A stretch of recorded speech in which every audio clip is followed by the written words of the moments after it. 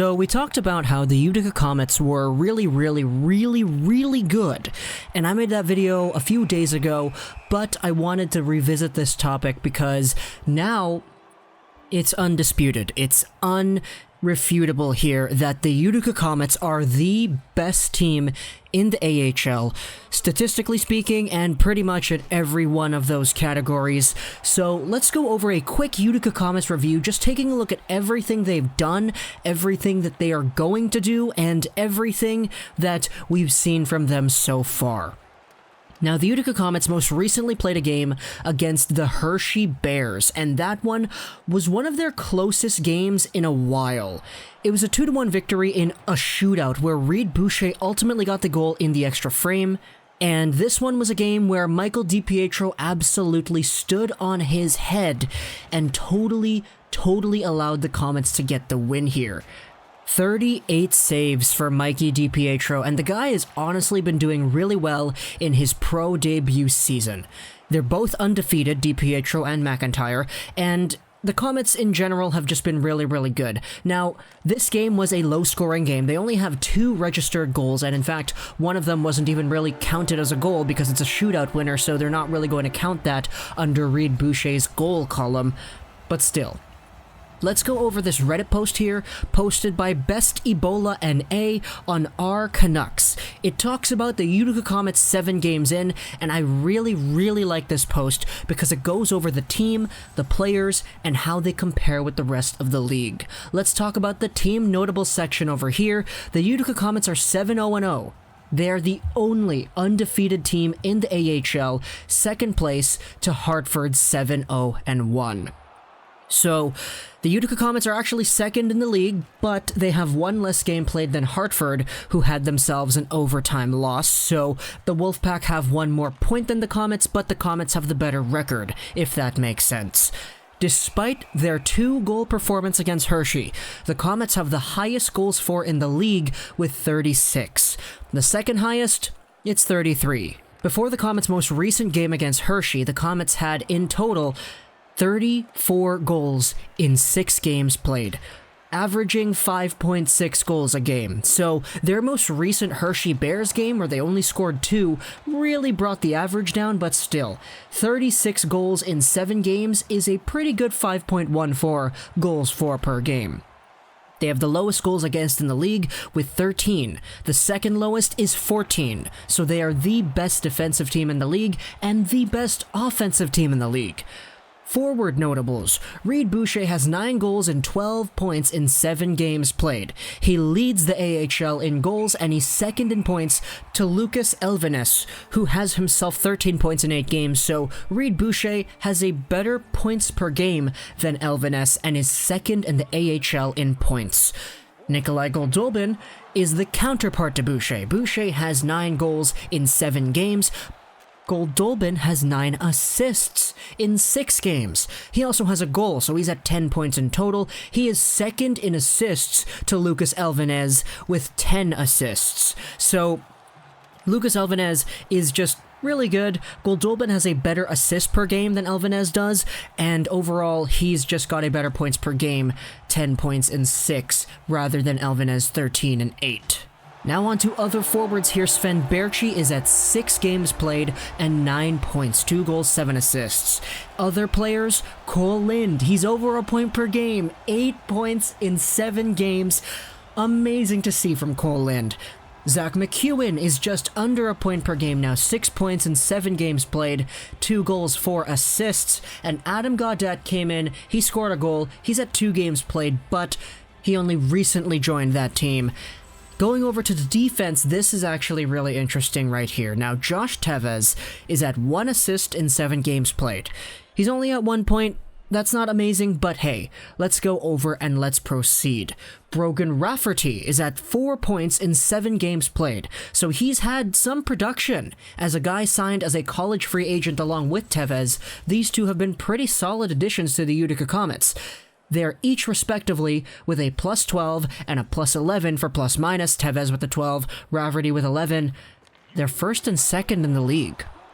So this defensive pairing, despite not having the most points out there, sure, Rafferty has 7 games played and 4 points, which is honestly a really good points per game for a D-man. They're the best defensive pairing in the league by plus-minus, and they've been really showcasing that off as one of the best pairings on the Utica Comets. We've seen the Comets and their really great goals for and their really great goals against. Tevez and Rafferty allow that to happen. They're not getting the points, but they're preventing the puck from going in, and they're being on the ice when the team is scoring goals. So they're doing really, really well. Now, Olio Levy is another defenseman who has points. He has 4 points in 7 games played, 4 assists. He's been described by many as a legit top 2 AHL defenseman, which is amazing to see because he hasn't played hockey in a really long time, and he's coming back in here. He's strong, he's fresh out of the gate, and he's showing his skill set. He's at a -1, which means that he's not actually getting the best exposure to defense because he's a top 2 guy in that team. He's playing against the top pairs, he's playing against the top lines, so it's easier to see why his plus-minus would be much lower than Tevez and Rafferty, who are on that second, sometimes it's even the third pairing in terms of ice time. Finally, let's wrap things up with the goaltenders. Michael Dipietro, 3-0-0 to start off his pro career, a 1.62 goals against average, which is the 6th best in the league. He has a .940 save percentage, which is 7th in the league. So it's really, really awesome to see Michael Dipietro starting off his pro career on the right path, not going through any growing pains, it looks like. Thatcher Demco, we can remember when he started out with the Utica Comets back after he finished his season with the Boston College Eagles. He wasn't amazing. And in fact, it took him a few seasons to really develop into a full-time AHL beast. And he eventually became that, which is awesome. We see him in the NHL now. I think he's a legit NHL player. But Michael Dipietro has had that really hot start right off the bat. And that's awesome to see. 1.62 goals against average as a rookie goaltender in the AHL. That's awesome. You can't say anything else. That's really awesome.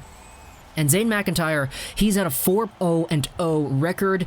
He's undefeated as well, a 1.98 goals against average and a .941 save percentage.